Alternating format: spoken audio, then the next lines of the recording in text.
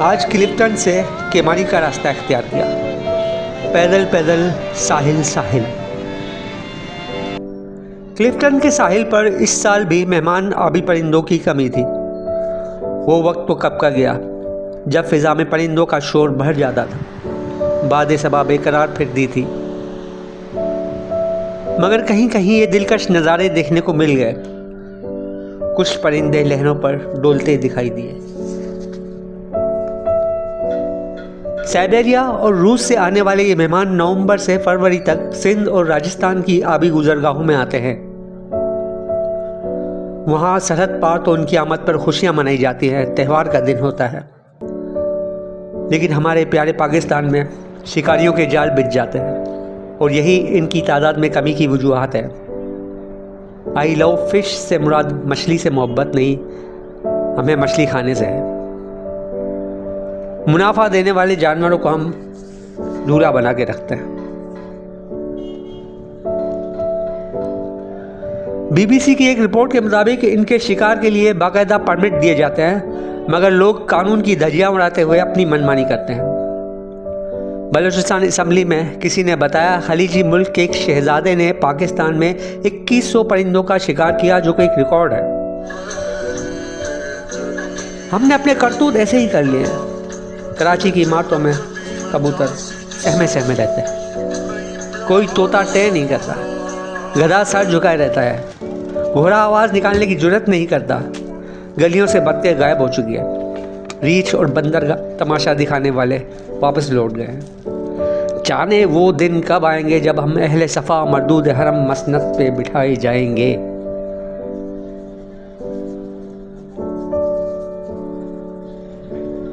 जब हम साहिल के रास्ते से जाने लगे तो एक मलंग ने अपना तारुफ कराते हुए बताया, हम यहाँ पर ये पानी का काम करते हैं, लोग आते हैं सैलगाह। इधर पीछे हमारे एक साइड रास्ता है, वो कुछ रास्ते के बाद एक अनदेखी झील का मंजर मुंतजर था, कुछ परिंदों की नई आवाज के साथ।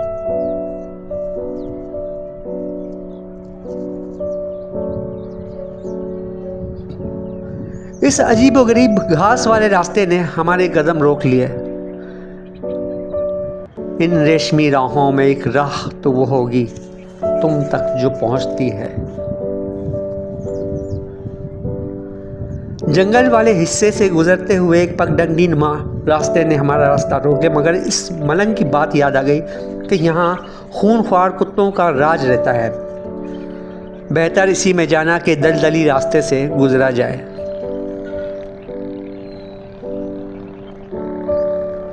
एक वीरान मुकाम पर अकेला बूढ़ा शख्स न जाने किस सोच में गुम था और सामने एक समंदरी वीराना। कह रहा है समंदर का गहरा सकूत, जिसका जितना ज़र्फ है उतना ही खामोश है। एक बच्चे अबू ज़र ने हमें एक दूसरे रास्ते के मुतालिक बताया जहां पानी कम था। पत्थरों और दलदली रास्तों से चलते हुए सामने देखा तो एक पुराने जहाज ने रास्ता रोक लिया।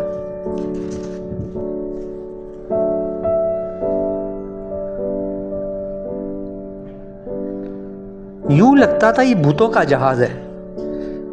एक वीरान, सुनसान, हवा की सरसराहट।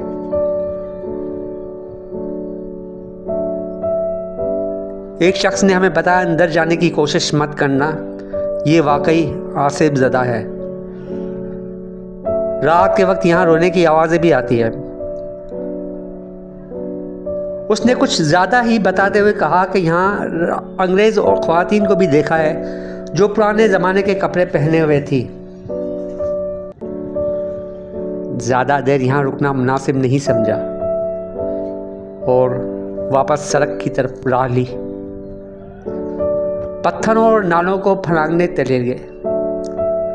बिलाखिर केमारी की एक आबादी आ गई। उसी वक्त कोस्टर पकड़ी और मोअज़्ज़िज़ मुसाफिरान के साथ बैठ गई।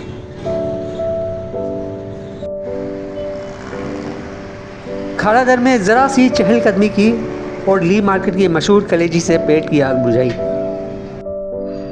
और फिर रंशो लाइन तो आना ही था।